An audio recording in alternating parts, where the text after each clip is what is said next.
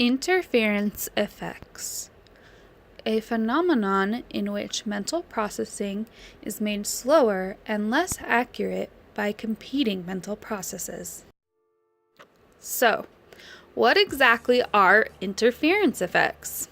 Well, interference effects can happen when your perceptual or your cognitive processes are in conflict. So let's take a look at what some specific interference effects are. Let us first take a look at Stroop interference. So go ahead and read aloud the colors that you see on your screen, or the words: red, blue, yellow, and pink. That was pretty easy and painless. Now, let's take another look at another set with some colors: red, blue, yellow, pink. Again, a very painless process since the colors are matching the words and their descriptions are accurate. Let's take a look at the last set of colors and words. The first one you'll notice is red. However, the color is not red. It will take you longer to process this wording and color choice because of the Stroop interference. This last set is likely to slow almost everyone down, and for users on your website, that is not something you would want. Next, let's take a look at proactive interference. Now, proactive interference can happen when something you are used to all of a sudden means the opposite. Take a stoplight, for example. We are used to green meaning go, yellow meaning slow, and red meaning stop, while the button to the right means forward and a button to the left means backwards on a website. Now, if we were to switch any of these, we would have proactive interference.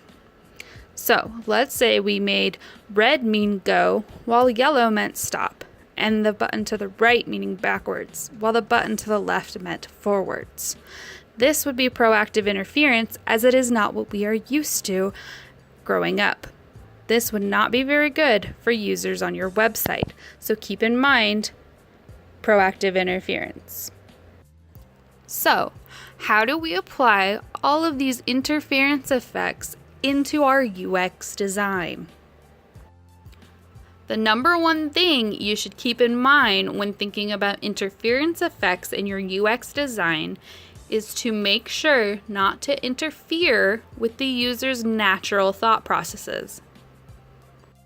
One of the best ways to not interfere is to make sure that your website is uniform. Let's say you want to send out a website user survey. You, on the first 4 questions, decide to go from strongly agree on the left to strongly disagree on the right. You want to keep that uniform throughout your whole entire survey. If you suddenly decide on number 3 to change strongly disagree to the left while strongly agree would be on the right, you could cause confusion and the user may answer wrong. Let's also say you have some buttons on your website.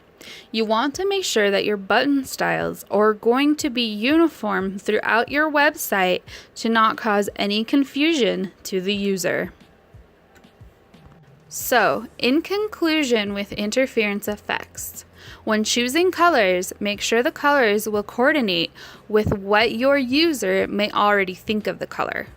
If you are going to use back and forward buttons, make sure that they actually go forward and back, even without being labeled, so the user knows how to use them. When using colors and letters together, make sure that red is red, blue is blue, to not cause confusion for your user and to make your website a user-friendly place.